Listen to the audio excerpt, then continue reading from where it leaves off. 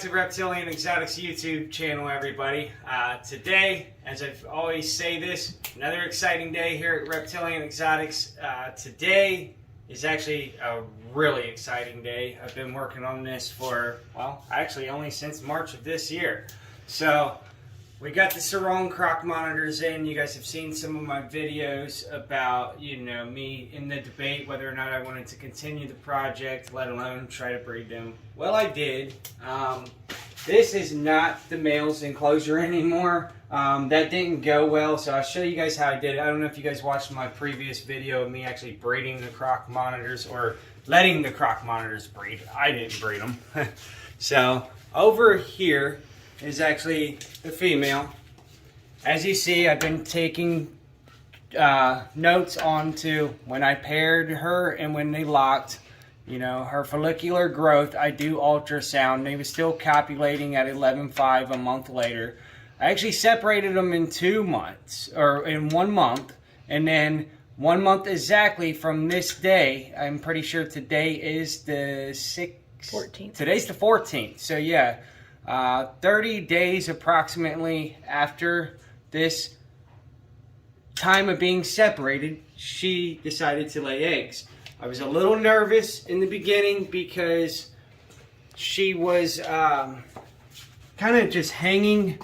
Let me open this up. She's watching her nest. She was hanging right here last night and just kind of dropping them right here in the floor.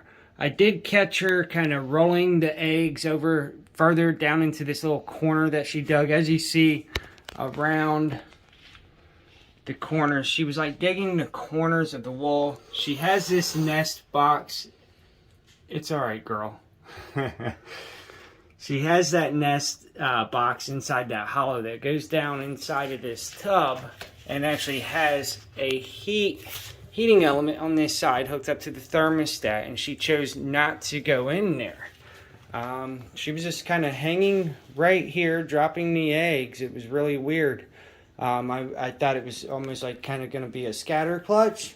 However, she did end up rolling the eggs. I got video of her rolling the eggs. Maybe I'll put a little clip of that in this video. And then she just threw some light litter over top. I'm not sure exactly how far down they are, but I'll pass the camera over to my wife here, and I'll get to digging. I got my pen to mark the eggs. I'm pretty confident that most of them are good, guys. So I got my containers here, using Hatchright. It's alright, girl. Set them right in here. Yeah, see, this is just like real lightly packed. Yeah, they're not very far down at all. Yeah, she did bunch them together there. They are all together. Oh, wow, they look good too, guys. Do you guys see that? Mm-hmm. All right.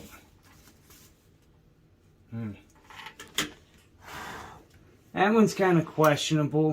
I'm going to put it in there regardless. That one's just really weird shaped.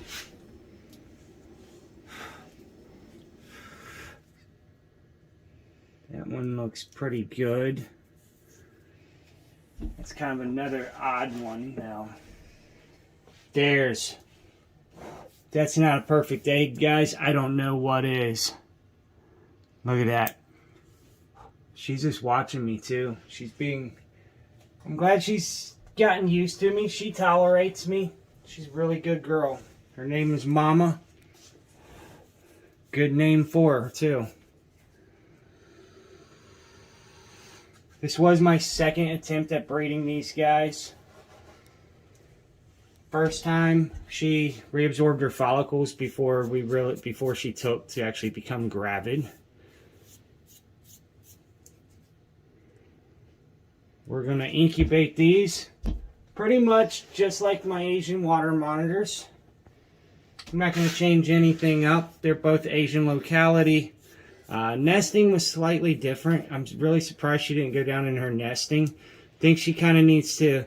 Oh yeah, if you guys see my Facebook post when I said I think I cracked the code on nesting, that was not preferred. it's what I was talking about was that they need something vertical to kind of hang to drop the eggs into the hole that they dug. Like if you think of them nesting in an old tree hollow, obviously most trees are not big enough to lay horizontally when they go into the nest. So they're going to be hanging kind of on the inside of the tree log, dropping the eggs into the little nest that they made inside of the old rotten tree log. So, or hollow, tree hollow. That's a tree log, a hollow tree log. So, yep, looking pretty good here.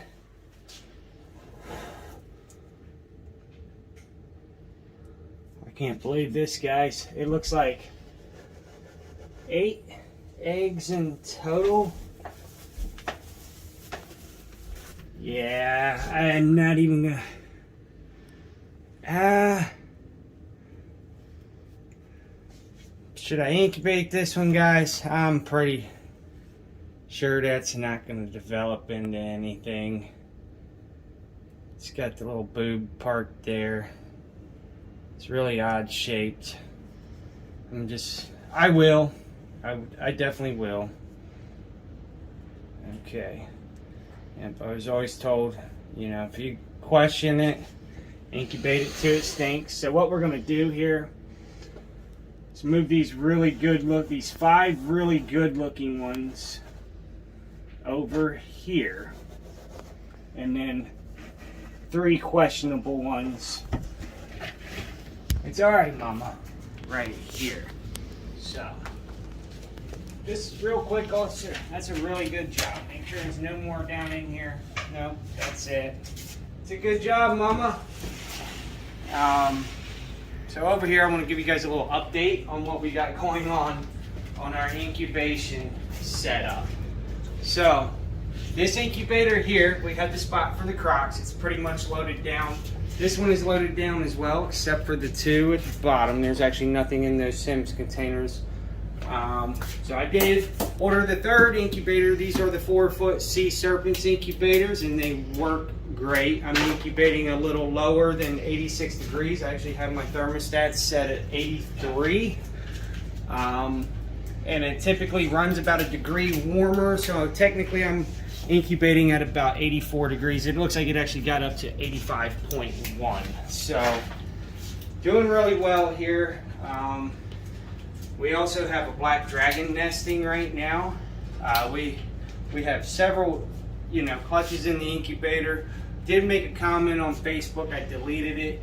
Kind of arrogant. I said, something about being the most consistent, largest water monitor breeder in the world. Well, at this point, honestly, I think I am producing more volume, but that's irrelevant.